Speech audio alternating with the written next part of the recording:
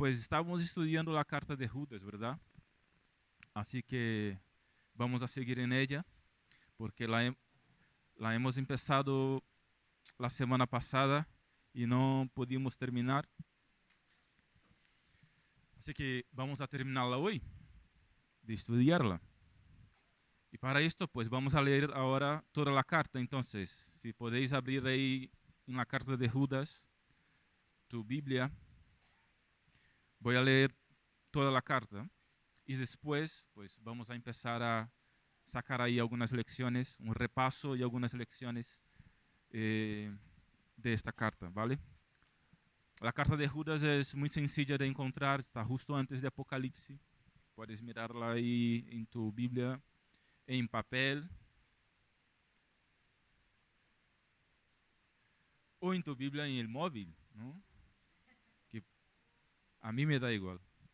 Lo importante es que leamos. Así dice: Judas, siervo de Jesucristo y hermano de Jacobo, a los que son amados por Dios el Padre, guardados por Jesucristo y llamados a la salvación, recibid misericordia, paz y amor en abundancia.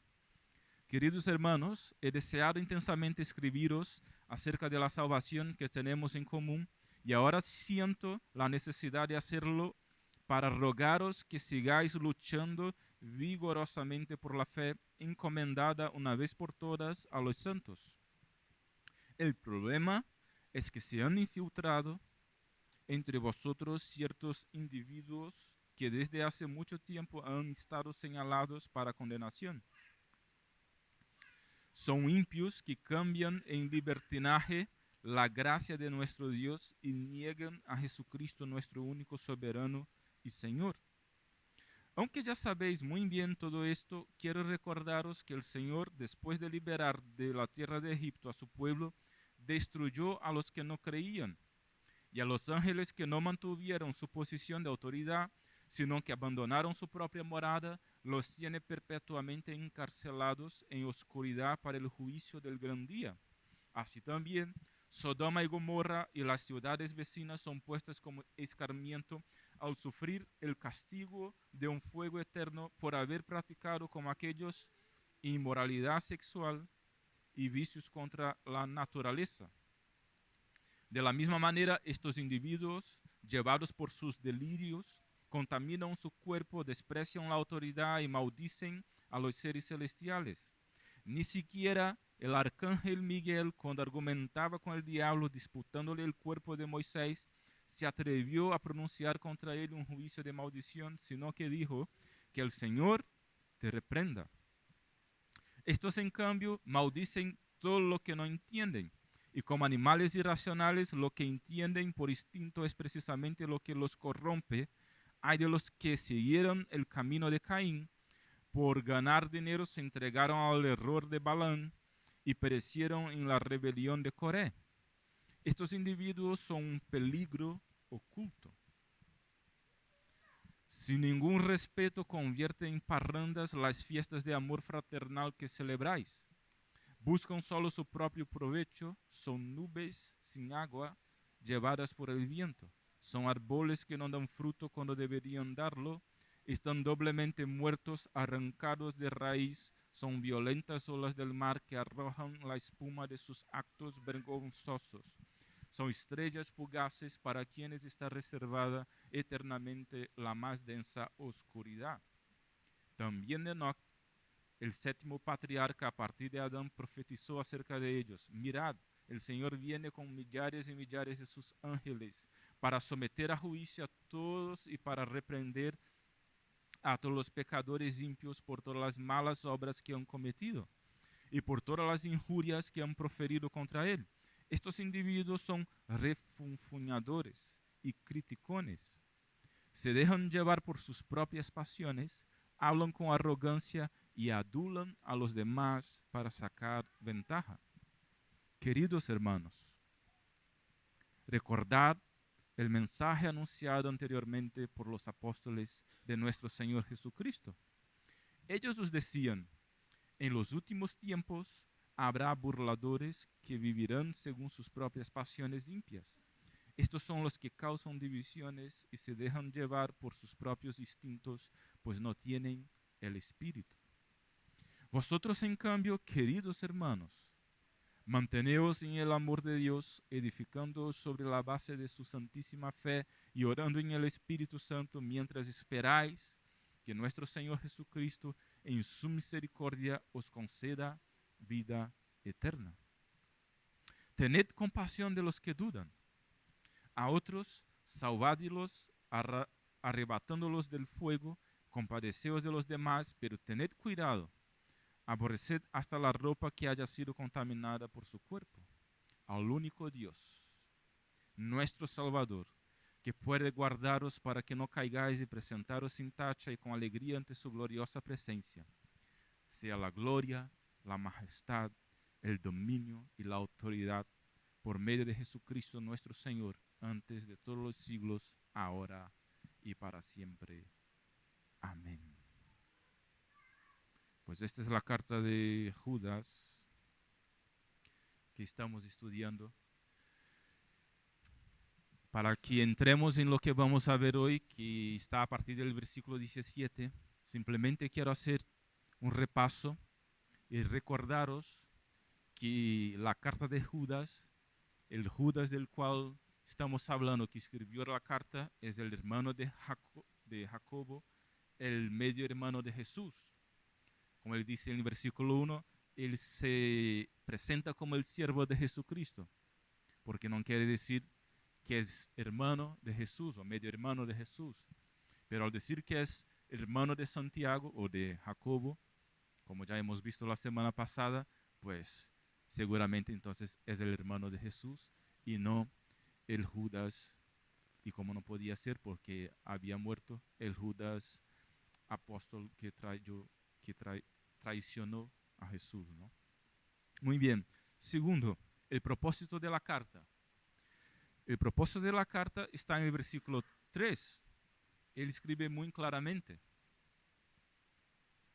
que el propósito era exhortar a que se luchara por la fe verdadera, por la verdadera fe. Él dice, yo quiero rogaros que sigáis luchando vigorosamente por la fe. Y aquí fe como un cuerpo de doctrinas, es decir, como la verdad del Evangelio. Entonces, no es luchar por la fe en el sentido de coger las espadas o cuchillo o lo que sea y como que una lucha física, no, es una lucha espiritual. Pero es una lucha y hay que luchar esta lucha pues con las armas correctas, ¿no? Pues la palabra, la verdadera interpretación de la palabra, pues la oración, la comunión y etcétera, ¿no? Podemos ver algo de esto en Efesios capítulo 6, cuando Pablo dice sobre la armadura de la fe. Pablo también dice que nuestra lucha no es contra hombres, sino contra los principados, los poderes, ¿no? Contra el diablo. Pero es una lucha y muchas veces pues el enemigo se utiliza de personas en esta lucha, desgraciadamente. Y podemos ahí incluir los falsos maestros y demás. Entonces, es también una lucha verbal, es decir, tenemos que defender la fe verdadera, pues explicándola y diciéndola a los demás y a quien sea, y argumentando acerca de ella. Entonces, es una lucha también verbal e intelectual, porque estamos defendiendo la fe que es verdadera y no la defendemos simplemente diciendo nada, quedándonos en silencio, no. La defendemos hablando de ella y la verdad que ella trae, ¿no? Que ella enseña. Pues este es el propósito de la carta. ¿Por qué? Porque había un problema, que eran los infiltrados, ¿no? El versículo 4 dice esto, que el problema estaba en que habían falsos maestros, había gente en la iglesia, aquella para cual Judas está escribiendo, pues que estaba creyendo e enseñando pues falsas doctrinas, falsas enseñanzas. Estaban como que infiltrados, es decir, en medio de la iglesia, pero con otro tipo de pensamiento, otro tipo de doctrina, otro tipo de enseñanza, y Judas es muy claro, mira, este es el problema, esta gente pues cambia en libertinaje la gracia de Dios. Es decir, piensa que porque Dios es lleno de gracia y amor, pueden hacer lo que les dé la gana, pecar como les dé la gana y no van a sufrir juicio. Judas dice, esto no es así. Quien peca, pues tiene consecuencia, va a sufrir el juicio. Y empieza entonces a dar una serie de ejemplos del Antiguo Testamento. Del versículo 5 al 11, justamente Judas está ahí dando una serie de ejemplos del Antiguo Testamento para enseñar justamente que esta gente va a sufrir el juicio, así como aquellos del Antiguo Testamento sufrieron también el juicio. Y entonces del versículo 12 al 16, pues habla de las características o algunas de las características de esta gente que está, entre comillas, ¿no?, infiltrados. Porque, bueno, el pasaje en mi versión dice esto, infiltrados. En la Reina Valera pone otra cosa, pero que es casi lo mismo. Es decir, la idea es esta. Así que, y dice que de hecho el juicio, es decir, la condena, Dios va a juzgar esta gente que piensa, que niega a Jesús y que piensa que porque Dios es lleno de gracia y amor, pues no hay juicio, no hay consecuencia para el pecado y pueden hacer lo que sea y después se pide perdón, ya está. No.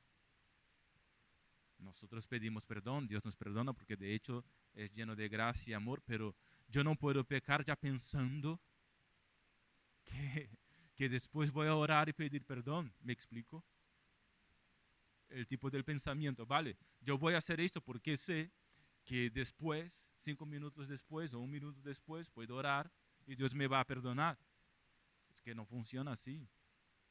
Que la oración que haré después, pues no es una oración sincera, porque de hecho no estoy arrepentido, porque ya hice con la intención. ¿Me explico? Es lo que Judas aquí está diciendo. La cosa no funciona así. Es decir, está diciendo Judas, pues piénsalo. Si tú vives y haces y de esta manera, pues piensa tu fe, porque a lo mejor no estás de hecho convertido. Es decir, a lo mejor no es de hecho un seguidor de Jesús. Porque lo que estás haciendo es intentando aprovecharse de la gracia de Dios y con Dios, con esto no se juega. Muy bien. Pues siguiendo, al final hemos visto 3 lecciones. Al final de la semana pasada, del domingo pasado, que es negar o no aceptar el señorío de Jesús sobre tu vida o sobre nuestra vida, entonces es la condenación. Y segundo, excusarse entonces en la gracia de Dios para pecar también es la condenación. Y tercero, luchar por la fe verdadera es una necesidad. Es una necesidad, porque aquí Judas está escribiéndonos justamente para exhortarnos a que sigamos luchando como iglesia y como creyentes por la fe verdadera. Es decir, no podemos ver a alguien saliendo del camino, enseñando algo que no sea la verdad dentro de la iglesia y no decir nada, porque esto contamina a la iglesia. Entonces hay que seguir luchando por la fe verdadera. Muy bien, y ahora empezamos entonces a lo que vamos hoy, el versículo 17. El versículo 17, que Judas empieza justamente diciendo, queridos hermanos, o en la Reina Valera, hermanos amados, que da igual querido y amado, ¿no? Recordad el mensaje anunciado anteriormente por los apóstoles. Recuerda la palabra. Esa es la primera lección que vamos a ver hoy. Tenemos que recordar la palabra. Vale, esta es la lección número 1. Recuerda la palabra, que es lo que dice Judas a aquellos hermanos. Recordar el mensaje anunciado anteriormente por los apóstoles de nuestro Señor Jesucristo. Desde el principio, la meta del diablo, ¿cuál era? atacar la palabra de Dios. ¿Qué dijo Dios a Adán y Eva? No comáis del fruto, porque el día que morirá, exactamente. Entonces, Satanás llega y ¿qué dice? ¿Qué dijo Dios? Y luego trastorna la palabra que ha dicho Dios, ¿verdad? Diciendo, ¿qué dijo Dios? Que no se puede comer de nada que hay en el jardín. Es decir, ya trastornó la palabra para luego después engañar. Porque la meta del diablo desde el principio era atacar la palabra de Dios. ¿Qué hizo el diablo con Jesús en el desierto? Trastornó la palabra igual, ¿no? Cambiándola de contexto. Jesús estaba con hambre en el desierto después de 40 días y llega Satanás y ¿qué hace? ¿No dijo Dios que tú no eres Dios? ¿No puedes decir a esta piedra que se cambie en pan, se transforme en pan? Dijo, sí, pero también dijo Dios, no solo de pan, más de toda la palabra que sale de la boca de Dios. Y después, entonces Satanás cambia aún más de contexto la palabra de Dios y dice, lleva a Jesús al alto de un monte, lo que sea, y dice a Jesús, la palabra de Dios nos dice que, citando un salmo, ¿no? Nos dice que si te lanzas, si te tiras de los ángeles te cogerán, darás órdenes a tus ángeles y ellos te cogerán. Es decir, usando la palabra y cambiándola de contexto. Y Jesús utiliza la palabra también para decir, también dice la palabra, no tentarás el Señor tu Dios. Entonces, el propósito del enemigo siempre es cambiar la palabra, trastornar la palabra, atacar la palabra de Dios. Por eso Judas dice, recuerda la palabra. Pero hay aquí algo muy interesante. ¿Qué es? ¿Qué es necesario para recordar la palabra? ¿Ah? Saberla, ¿no? Hay algo aquí muy sencillo, pero muy importante. Que es que para recordar la palabra tenemos que saberla, tenemos que conocerla, tenemos que tenerla en nuestro corazón y nuestra mente, porque si no, no la recordaremos. Si Jesús no tuviera la palabra en su corazón, con el diablo, con el enemigo, pues llegó hasta él, él no sabería cómo lidiar con la situación, él no sabería luchar aquella lucha. ¿Qué dijo el salmista? ¿Qué dijo un salmo que dice, el Salmo 119? Guardé tu palabra en mi corazón, ¿para qué? Para no pecar contra ti. Entonces, cuando tenemos la palabra guardada, cuando tenemos la palabra en nosotros, pues podemos luchar esta fe. Recordamos la palabra y el Espíritu nos hace recordar incluso. Pero si no la tenemos, ya no hay que hacer. Por eso Judas aquí dice, recuerda la palabra. Porque la palabra es la principal arma que tenemos para luchar por la fe. Para luchar nuestra lucha, la palabra es lo esencial, es lo fundamental. Recuerda la palabra, lo que los apóstoles de nuestro Señor Jesucristo anteriormente nos dijeron.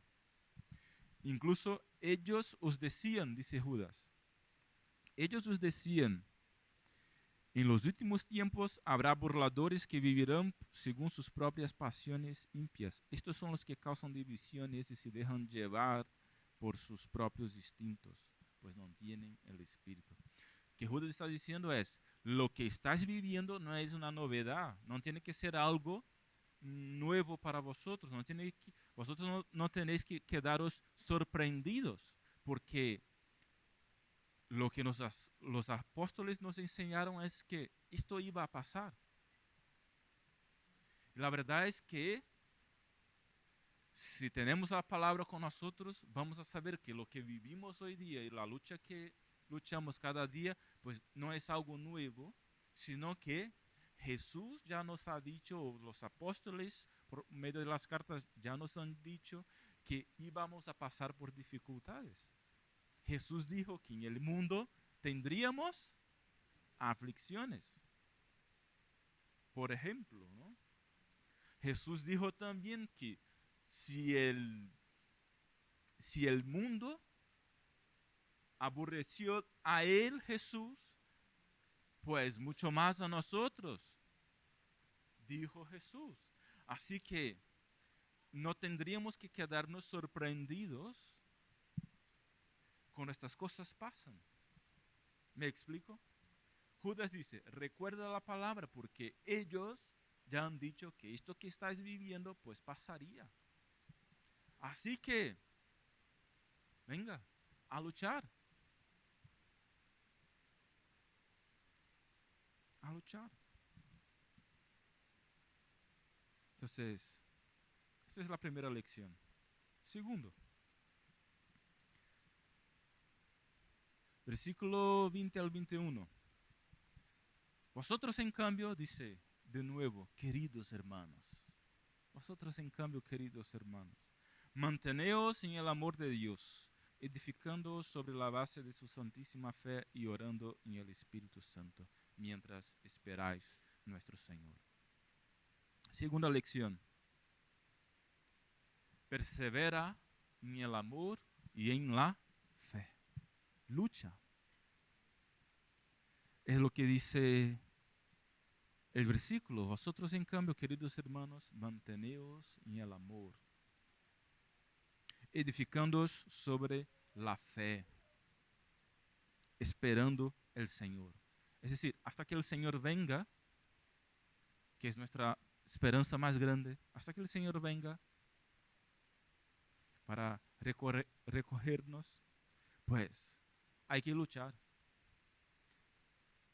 Hasta que el Señor venga, o nosotros vayamos hasta Él, ¿no? Hay pelea por la fe. Así que hay que seguir luchando. Y que me entendáis, cuando digo pelea o lucha, no estoy hablando de algo físico. No estoy hablando incluso de trabar discusiones ahí con la gente exactamente. No, no es exactamente esto, sino que defender como se debe.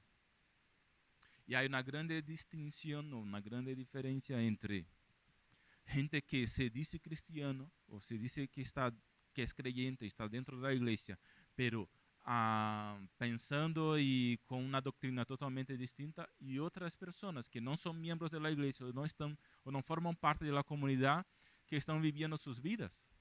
¿Me explico? Yo no tengo que discutir con otras personas que están ahí en otras religiones y piensan distintamente, pues tiene su derecho. Lo que no puedo admitir es uno que diga que es creyente y sigue la Biblia, siguiendo, y que incluso a veces forma parte de la comunidad, con pensamientos y doctrinas totalmente diferentes. ¿Me explico? Entonces, ahí sí tengo que sentarme y vamos a ver. Pero con el otro que está afuera, yo tengo que intentar ganarle. ¿Me explico? Muy bien. Entonces, lección número 2. Persevera en el amor y en la fe. ¿Qué es perseverar? Mantenerse, permanecer. Aunque la cosa esté difícil, aunque la cosa esté muy dura, es permanecer, es perseverar. Aunque la cuesta sea muy alta o sea muy larga, o lo que sea, la pendiente, ¿no? Pues es seguir adelante, es esforzarse. Esto es perseverar. Y dijo Jesús, aquel que perseverar hasta el fin, recibirá la corona de vida. Entonces, toca perseverar hasta cuándo? Hasta el fin, si queremos recibir la corona de vida. Así que de esta manera sabemos que perseverar en la lucha tiene recompensa, y una buena recompensa, ¿eh? No estoy hablando de una recompensa material o algo así, estoy hablando de una recompensa espiritual, porque dijo Jesús, recibirás la corona de vida. En este pasaje que hemos leído, en este versículo, del 20 al 21, pues no habla aquí de 3 virtudes esenciales en la fe cristiana: la fe, la esperanza y el amor. Y nos dice, manteneos, perseverar en la fe, en la esperanza y en el amor, porque esto tiene recompensa. Tercera lección.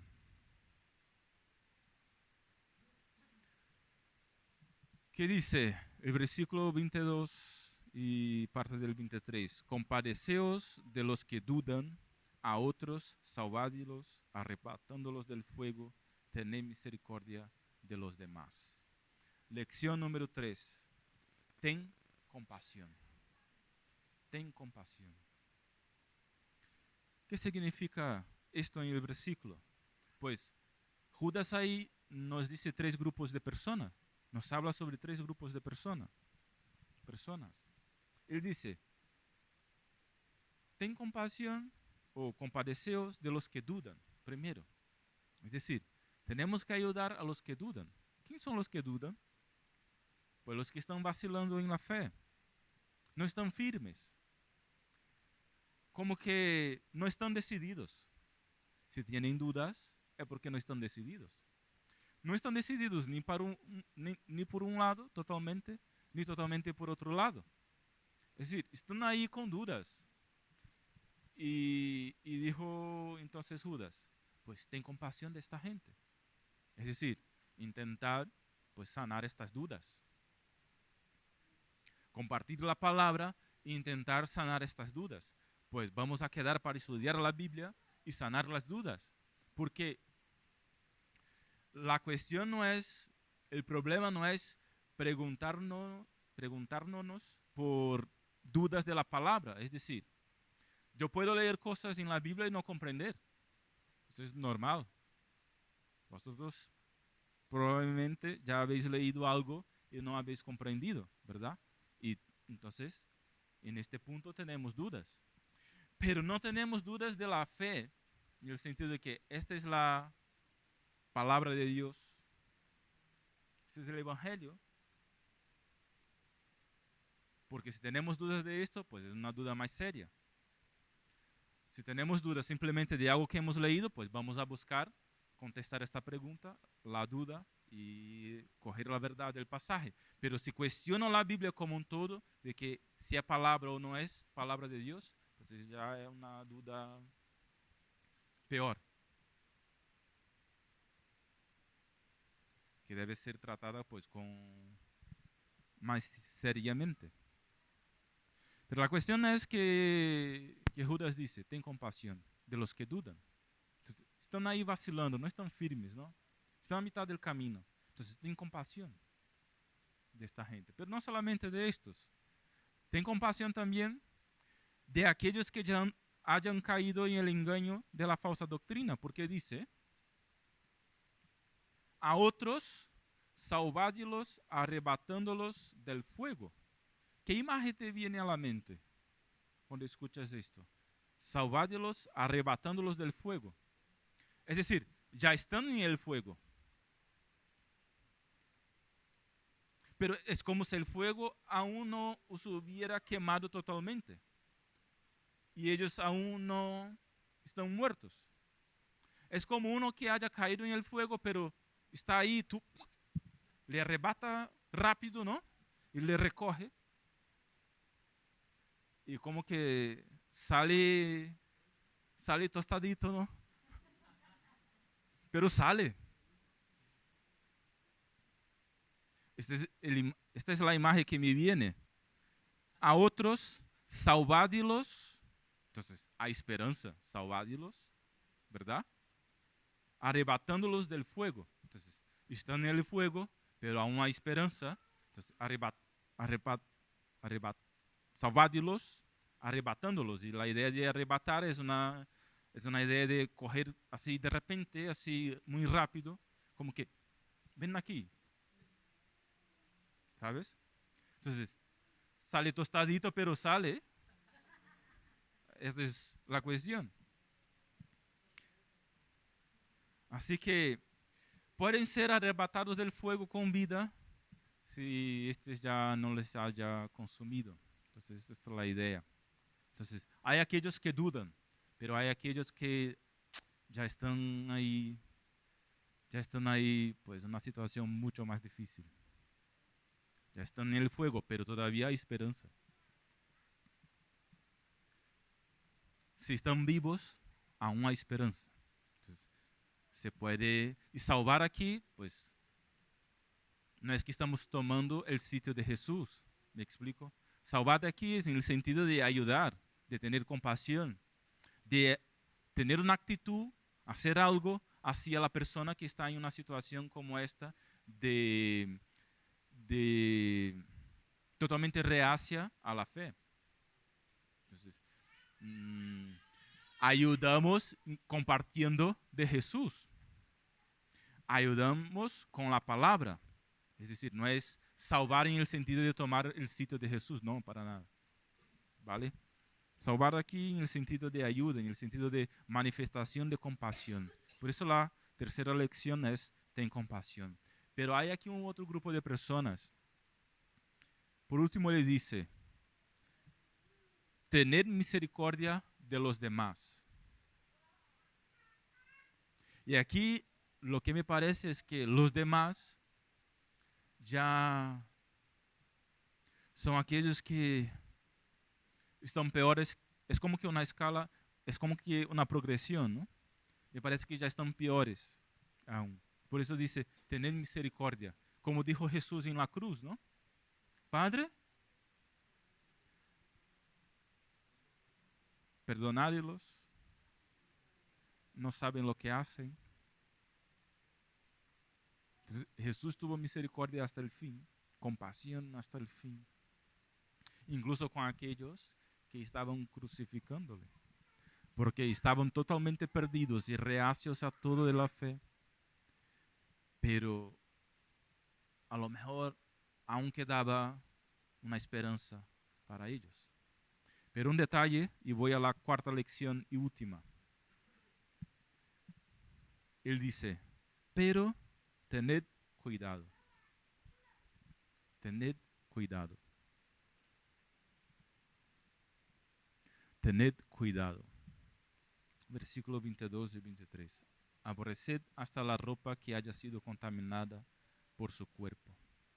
Es decir, cuando vayamos a ayudar a aquellos que están con dificultades en la fe, aquellos que están reacios, aquellos que son falsos maestros, aquellos que enseñan doctrinas que no están correctas, estos que están en el fuego, estos que están aún peor, vale, tenemos que tener compasión e ir a ayudarles. Pero, dice Judas, tened cuidado, tened cuidado. Aborreced hasta la ropa que haya sido contaminada por ellos. ¿Por qué esto de tener cuidado? Porque para luchar con esta gente hay que estar bien preparado.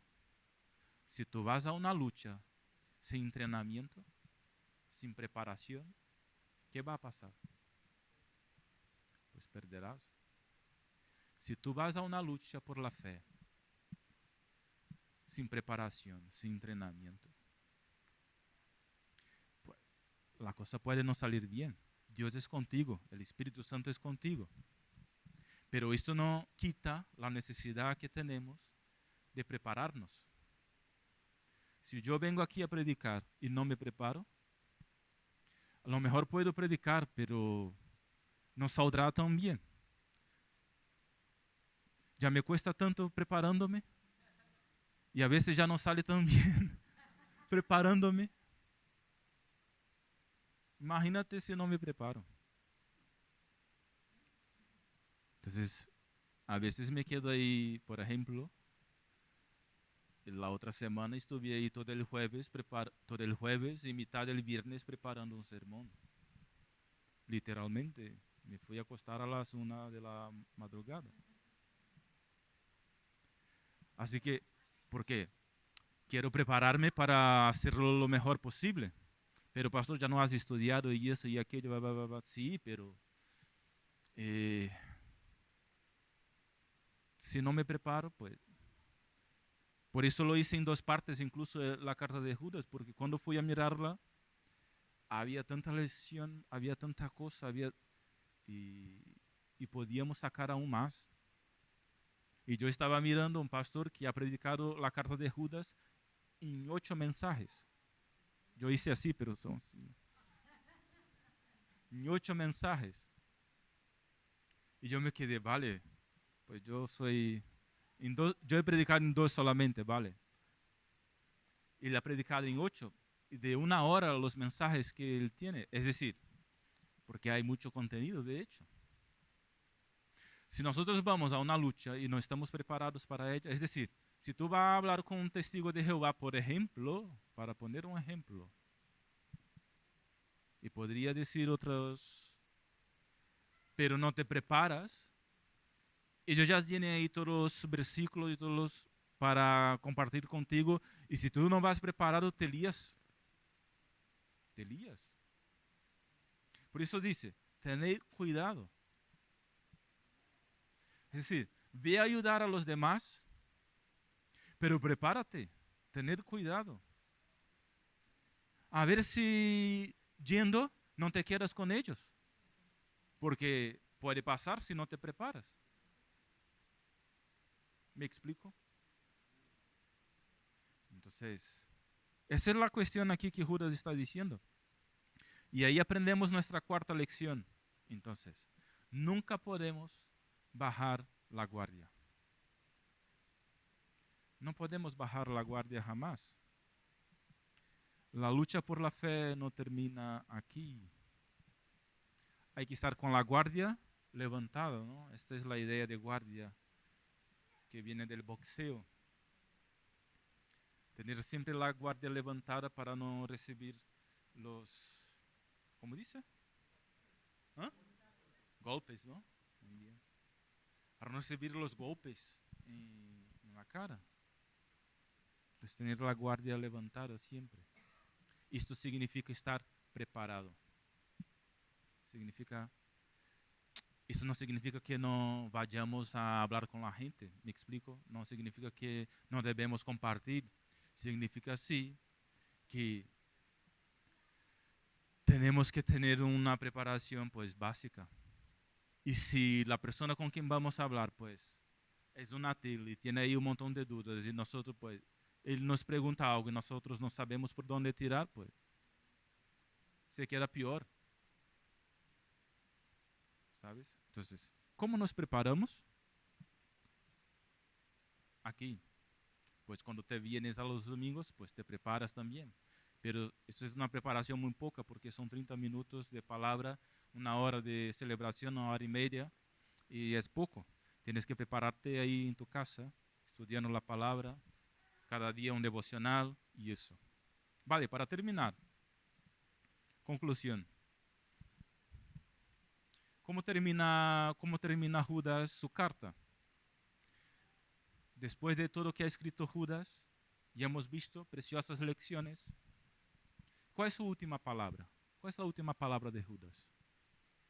Al único Dios, nuestro Salvador, que puede guardaros para que no caigáis y presentaros sin tacha y con alegría ante su gloriosa presencia, sea la gloria, la majestad, el dominio y la autoridad, ahora y para siempre. ¿Cuál es la última palabra de Judas? Pues muy sencilla. Y si uno sigue, lo resuelve todo. Él dice que nuestro Salvador, que es Jesús, Él es Dios y por eso es el único que puede guardarte. Es el único que puede guardarnos contra todo el mal. Y por eso mismo, Él es el único digno de la gloria, de la majestad, del dominio, de la autoridad. Él es el único digno, porque Él es el único que puede guardarnos y puede salvarnos, para que no caigamos en las tentaciones, para que no caigamos en el pecado, para que no caigamos en las falsas doctrinas. Él es el único que puede guardarnos. Para ser guardado por Jesús es muy sencillo.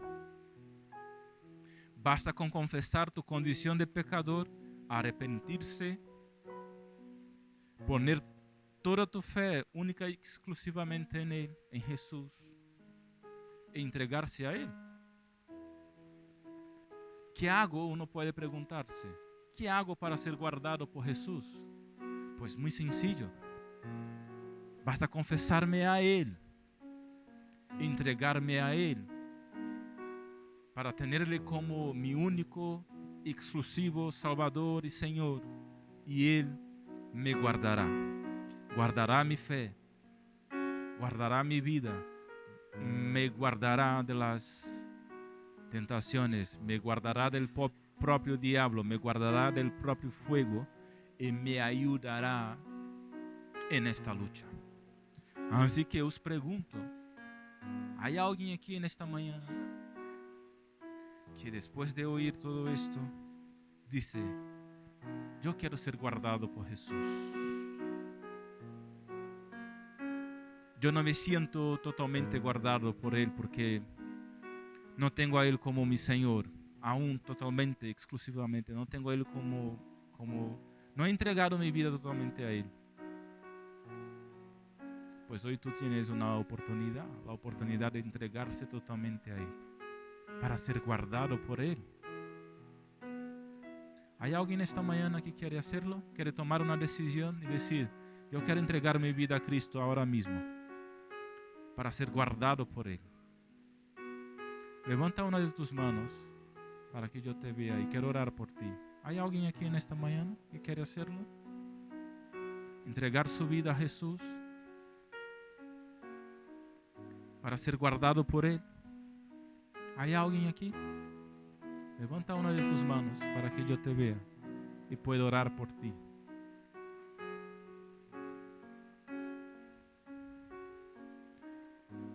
Muy bien.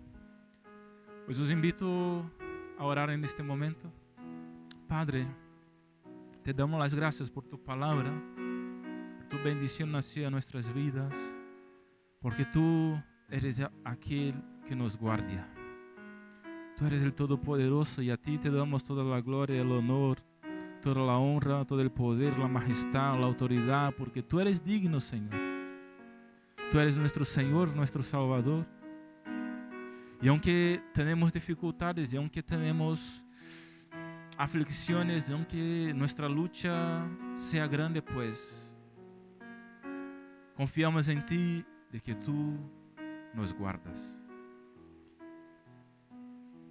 Bendice a mis hermanos, bendice a tu iglesia aquí para que podamos seguir luchando por esta fe verdadera, por la verdad de tu evangelio, por la verdadera mensaje, por el verdadero mensaje de tu evangelio.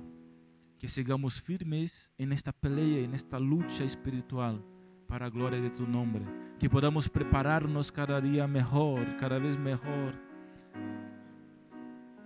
para poder contestar a todos aquellos que nos pregunten la razón de nuestra fe. Para la gloria de tu nombre oramos, en el nombre de Jesús. Amén.